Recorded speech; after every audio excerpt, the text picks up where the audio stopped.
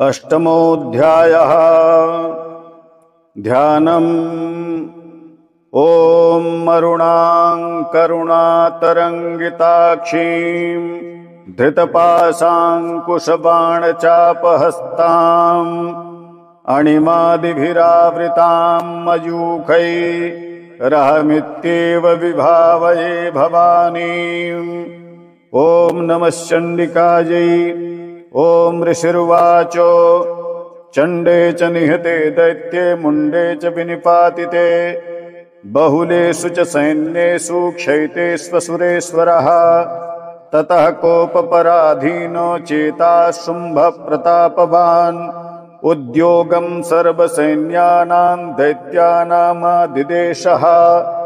अद्य सर्वबलैर्दैत्याः षडशीतिरुदायुधाः कम्बूनां चतुरशीतिर्निर्यान्तु सुबलैर्वृताः। कोटिवीर्याणि 50 कुलानि वै शतङ्कुलानि धूम्राणां निर्गच्छन्तु ममाज्ञया। कालकादौ हृदा मौर्या कालकेयास्तथा सुराः युद्धाय सज्जा निर्यान्तु आज्ञया त्वरिता मम। इत्याज्ञाप्यासुरपतिः शुम्भो भैरवशासनः निर्जगाम महासैन्य सहस्रैर्बहुभिर्वितः। आयान्तं चण्डिका दृष्ट्वा तत्सैन्यमतिभीषणम् जास्वनैः पूरयामासो धरणी गगनान्तरम्। ततः सिंहो महानादो मतीव कृतवान् नृपो घण्टास्वनेन तन्नादो मम्बिका चोपबृह्णयतो। धनुर्जा सिंहघण्टानां नादापूरितदिङ्मुखा निनादैर्भीषणैः काली जिज्ञे विस्तारितानना। तन्निनादमुपश्रुत्य दैत्यसैन्यैश्चतुर्दिशं देवी सिंहस्तथा काली सरोषैः परिवारिताः। एतस्मिन्नन्तरे भूप विनाशाय सुरद्विषां भवायामरसिंहानामतिवीर्यबलान्विताः।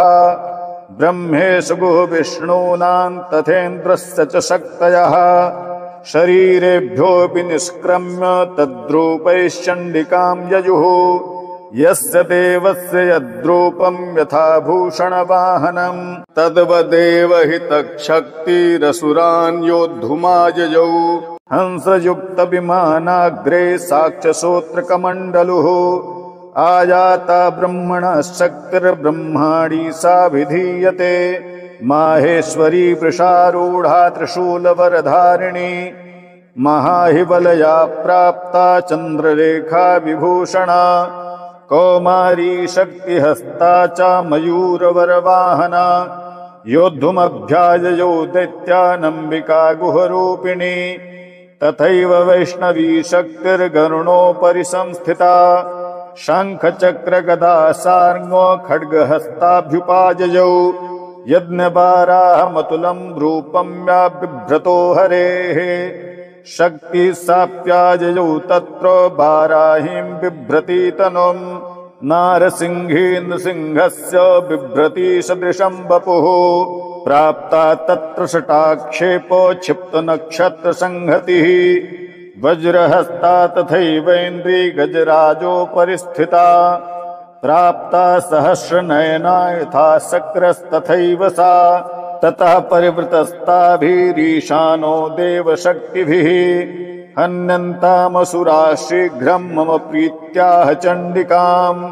ततो देवी शरीरात्तु विनिष्क्रान्तातिभीषणा चण्डिका शक्तिरत्युग्रा शिवा शतनिनादिनी। सा चाह धूम्रजटिलमीशानमपराजिता। दूतत्वं गच्छ भगवन् पार्श्वं शुम्भनिशुम्भयोः। ब्रूहि शुम्भन्निशुम्भं च दानवावति गर्वितौ।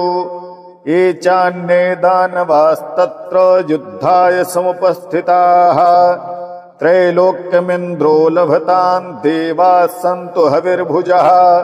यूयं प्रयात पातालं यदि जीवितुमिच्छथ। बलाबले पादत चेद्भवन्तो युद्धकाङ्क्षिणः। तदा गच्छत तृप्यन्तु मच्छिवाप्युषिते नवः यतो नियुक्तो दौत्येन तया दिव्या शिवः स्वयं शिवदूतीति लोकेऽस्मिस्तथा साक्षातिमागता तेऽपि श्रुत्वा वचो दिव्या सर्वाख्यातं महासुराः अमर्षा पूरिता जगमुर्यत्र कात्यायनी स्थिता ततः प्रथममेवाग्रेसरशक्तिष्टिविष्टिभिः बवर्षुर्धतामरसास्तान् देवी ममरारयः सा च तान् प्रहितान् बाणान् शूलशक्तिपरश्वधान् चिच्छेदलीलयाधमातो धनुर्मुक्तैर्महेषुभिः तस्याग्रतस्तथा काली शूलपातविदारितान् खट्वाङ्गपोथितांश्चारीन् कुर्वती विचरत्तदा कमण्डलुजलाक्षेपो हतिवीर्यान् हतौजसः ब्रह्माणि चाकरोच्छत्रूनेन येन स्मधावती माहेश्वरी त्रिशूलेन तथा चक्रेण वैष्णवी दैत्यान् जघान कौमारी तथा शक्त्यातिकोपना ऐन्द्रीकुलिशपातेन शतशो दैत्यदानवाः केतुर्विदारिता पृथिव्यां रुधिरौघप्रवर्षिणः तुण्डप्रहारविध्वस्ता दंष्ट्रागक्षतवक्षसः वाराहमूर्तानपतंश्चक्रेण च विदारिताः नखैर्विदारिताश्चान्यान् भक्ष्यन्ति महासुरान् नारसिंही चचाराजौ नादापूर्णदिगम्बरा चण्डाट्टहासैरसुराः शिवदूत्यभिदूषिताः पेतुः पृथिव्यां पतितास्तांश्चखादार्थसा तदा इति मातृगणं क्रुद्धं मर्दयन्तं महासुरान् दृष्ट्वाभिपायैर्विविधैर्नेषुर्देवारिसैनिकाः पलायनपरान् दृष्ट्वा दैत्यान् मातृगणार्दितान् योद्धुमभ्याययौ क्रुद्धो रक्तबीजो महासुरः रक्तबिन्दुर्यदा भूमौ पतति यस्य शरीरतः समुत्पतति मेदिन्यां तत्प्रमाणस्तदासुरः युजुधे स गदापाणिरिन्द्रशक्त्या महासुरः ततश्चैन्द्रियसुवज्रेण रक्तबीजमताडयतो कुलिशेनाहतस्याशु बहुशुस्रावशोणितम् समुत्तस्थुस्ततो योधास्तद्रूपास्तत्पराक्रमाः यावन्तः पतितास्तस्य शरीराद्रक्तबिन्दवः तावन्तः पुरुषा जातास्तद्वीर्यबलविक्रमाः ते चापि योधुस्तत्र पुरुषा रक्तसम्भवाः समं मातृभिरत्युग्र शस्त्रपातातिभीषणम् पुनश्च वज्रपातेन क्षतमस्य शिरो यदा ववाह रक्तं पुरुषास्ततो जाता सहस्रशः वैष्णवी समरे चैनं चक्रेणा विजघानः गदया ताडयामासो ऐन्द्रीतमसुरेश्वरम् वैष्णवी चक्रभिन्नस्य रुधिरस्रावसम्भवैः सहस्रशो जगद्व्याप्तं तत्प्रमाणैर्महासुरैः शक्त्या जघान कौमारी वाराही च तथासिना माहेश्वरी त्रिशूलेन रक्तबीजं महासुरम् स चापि गदया दैत्य सर्वा एवाहनत्पृथको मात्रीः कोपसमाविष्टो रक्तबीजो महासुरः तस्याहतस्य बहुधा शक्तिशूलादिभिर्भुवि पपातियो वै रक्तौघस्तेन सञ्छतशोऽसुराः तैश्चासुरासृकसम्भूतैरसुरैः सकलं जगतो व्याप्तमासीत्ततो देवा भयमाजग्मुरुत्तमम् तान् विषण्णान् सुरान् दृष्ट्वा चण्डिका प्राह सत्वरा उवाच कालीं चामुण्डे विस्तीर्णं वदनं कुरु मच्छस्त्रपातसम्भूतान् रक्तबिन्दून् महासुरान् रक्तबिन्दोः प्रतीच्छत्वं वक्त्रेणानेन वेगिना भक्ष्यन्ति चरणे तदुत्पन्नान् महासुरान् एवमेषच्छयन् दैत्याः क्षीणरक्तो गमिष्यति भक्ष्यमाणास्त्वया चोग्रान् चोत्पश्यन्ति चापरे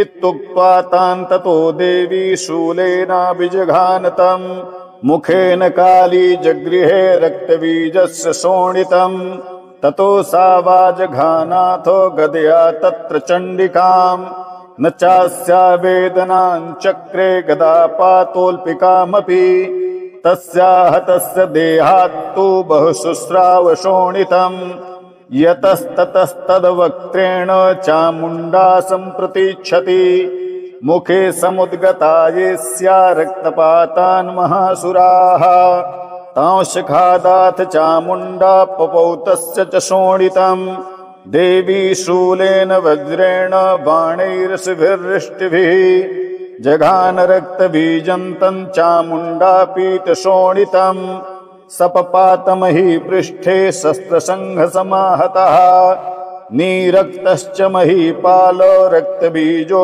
महासुरः ततस्ते हर्षमतुलो मवापुस्त्रिदशा नृपो तेषां मातृगणो जातो ननर्ताशिङ्मदोद्धतः श्रीमार्कण्डेय पुराणे सावर्णिके मनवन्तरे देवी माहात्म्ये श्रीजगदम्बार्पणमस्तु।